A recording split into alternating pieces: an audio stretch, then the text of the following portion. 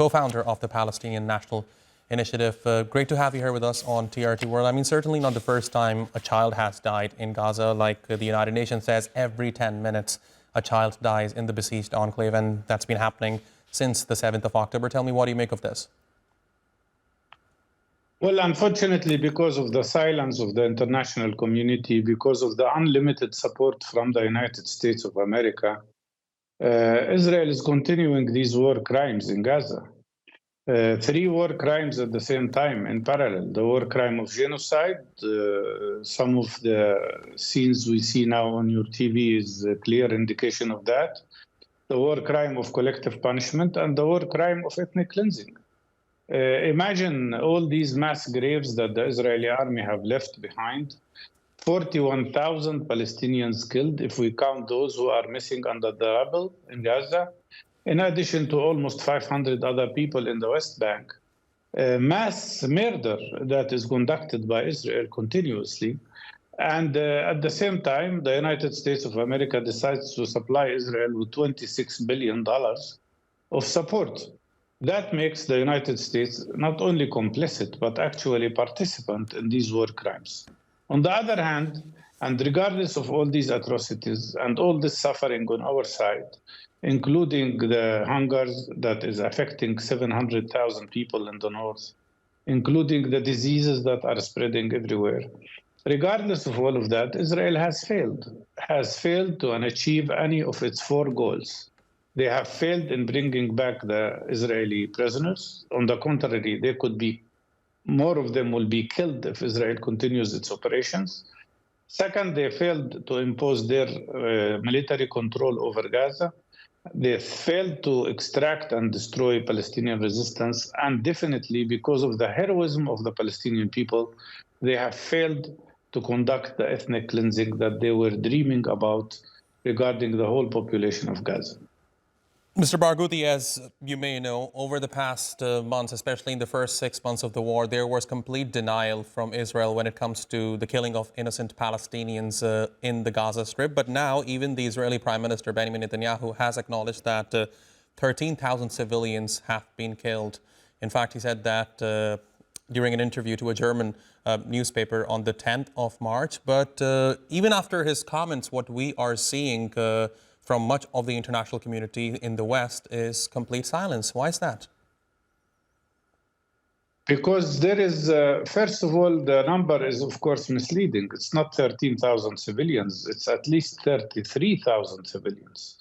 That's the at least, and maybe even more than that. But Netanyahu, of course, is trying to mislead the world again.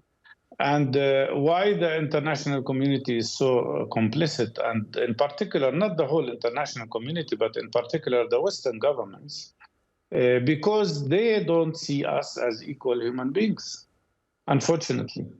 They don't see that Palestinian life is equal to a Jewish life. And they see Israel as a strategic ally, and they are ready to provide a total coverage to all these crimes, conducting the worst form of double standard. Compare the Western positions in Ukraine with that in Palestine. In the case of Ukraine, they imposed 11,000 sanctions on Russia, and they supplied Ukraine with billions and billions of dollars and military equipment and so on.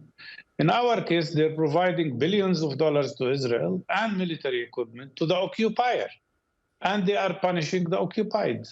That is going to have a very serious impact on international affairs in general, because that means that the Western countries are allowing the demolishing of the whole concept of international law and the whole concept of respect of human rights.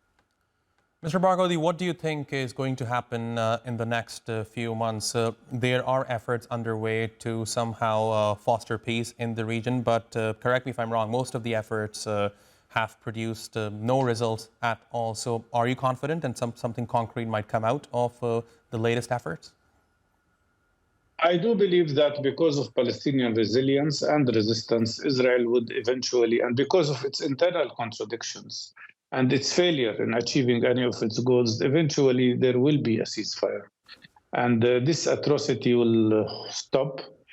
But that doesn't mean that the struggle for our freedom will stop. And it's a long way.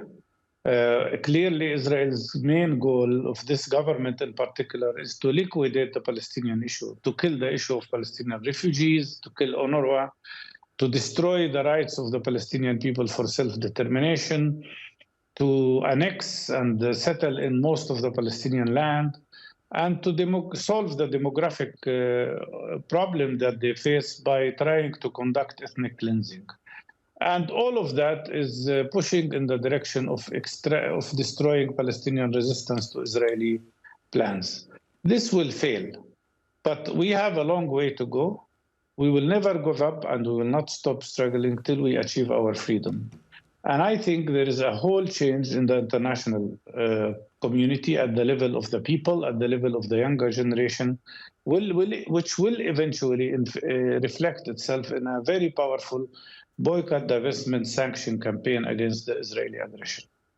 Mustafa Barghouti, thanks very much for talking to us here on TRT World. Really appreciate your taking out the time. Thank you.